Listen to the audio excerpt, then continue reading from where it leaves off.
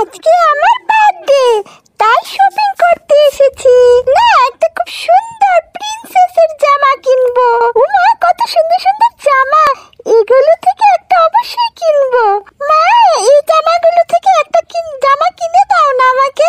ওরে বাবা, এত দামি জামা আমি কিনে দিতে পারবো না রে, এত টাকা আমার কাছে নেই। তোর না দিন দিন খালি দামি জিনিসের দিকে নজর যাচ্ছে।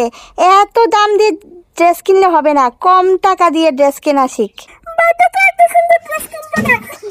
আমি আর জামাই কিনবো না, এর জন্য তোমার কাছে আমি কোনো কিছু চাই না। দিন দিন শুধু মেজাজ দেখাচ্ছি। চল, এই বার্থডেতে তোকে জামাই কিনে দেব না। মীরা নাম হে চঞ্চল।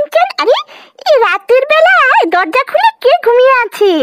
যাই তো গিয়ে দেখি এটা কাদের বাড়ি। আরে, এই মেয়েটার তো আজকে বার্থডে। মেয়েটাকে জামা কিনে দেয়নি ওর মা, তাই মেয়েটার আগে ঘুমিয়ে আছে। আমি সাদা পরি থাকতে কোনো বাচ্চা এই বার্থডেতে মন খারাপ করে ঘুমিয়ে থাকবে? একটা কাজ করি, আমি না বাচ্চাটাকে কেক, জামা সব কিছু দিয়ে দেই। চাদর ছাড়ি তো আমার কাছে আছে। আপলাম চাপলাম গিলি গিলি ছু। চাদর ছাড়ি, তুমি কেক, প্রিন্সেসের ড্রেস, বেলুন, বার্থডে সব কিছু এনে দাও।